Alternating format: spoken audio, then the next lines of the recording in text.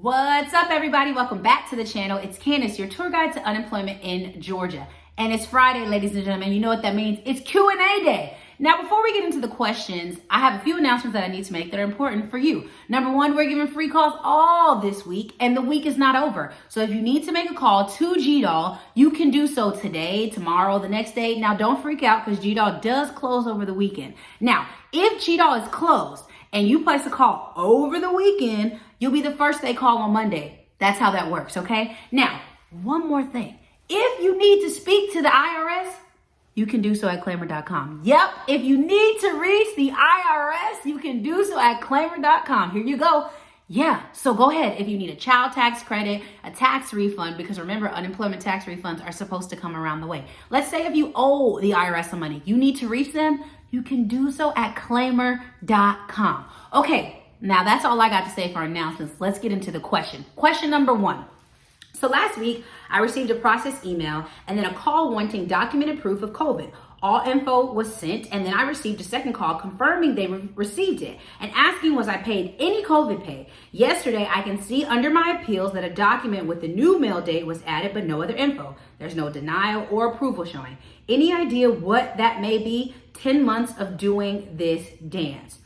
Okay, so that's unusual, but not also unusual at the same time, because sometimes they do go in and they play in your portal. They do that. But they ask you the question because that was a part of your interview process. They're trying to see if you were paid anything of COVID, because remember, there are a lot of scammers. Now, here is my suggestion, because it is on a case by case basis. I would call them and ask them if there is an update or if there's something you should know in your portal. Are you missing documentation? Are they trying to check and confirm something? If they're playing in your portal, that means they have been looking at your case. I will say that. But specifically, it's on a case-to-case basis. So in my opinion, okay, I'm not necessarily sure what they could be doing if they're about to pay you or if they see there's some transactions that something isn't adding up on your account. Whatever it is, I suggest you call, because you need to ask, like, is there any missing paperwork or is there anything else that you should do on your end? Because 10 months is a really, really, really long time and you don't want to delay that. Great question, great question. Question number two.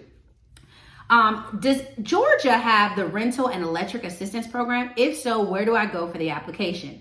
Okay, so remember I made a video regarding the rental assistance program. There's a link right here. That's where you go to apply for rental assistance. Now, keep in mind that you must have been affected from COVID, and like you must be like on your last wits end to get rental assistance, and your landlord has to do some paperwork too. So if you do need rental assistance, there are options, and there are also some options outside of the government as well that I'll love to share with you as well. But yes, you would go to this website right here to get your rental assistance. Great question. Question number three. I called to get an update on my appeal status, and they said it was assigned to someone 10/5/2021.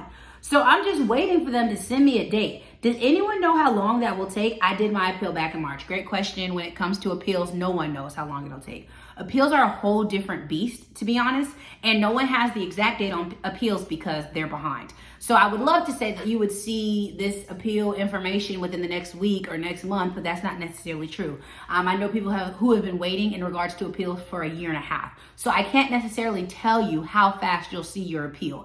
That's kind of like a waiting game. It's like you put in your appeal and that's it. You don't necessarily know what comes next, if that makes sense. And I'm sorry that we couldn't be more of a resource for you, but when it comes to appeals, it's kind of like Gadol has their own method that no one knows of, okay? So I would just say be patient, and you could actually call the appeals office. They may not answer, but you can call the appeals office and they can give you an update. But you can also call the unemployment office and they will tell you like if they received your paperwork and like what you should do in regards to waiting. So that's a great question. Question number four is not a question, it's a comment.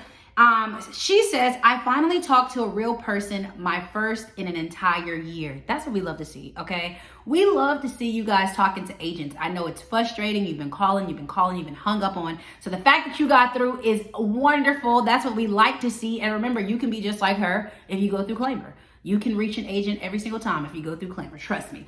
All right, question number 5. Now, this question comes from our YouTube channel. It says, hello, Candace. I was approved for PUA in April, then received the email in October that my PUA was denied, and then I can't apply for the reconsideration. I then logged into my UI portal. It states current program, PUA effective date 11/2020, end date 11/2021. The letter says that I can appeal by a certain date. The portal is allowing me to claim all the weeks up until November 2021. I'm confused if I should proceed with the filing of the appeal or am I officially approved? Great question. Okay, so I want to tell you to go in and claim all your weeks, but technically I'm going to tell you to call. Here's why. If you claim and they technically were not supposed to approve you, you could end up owing Gadol.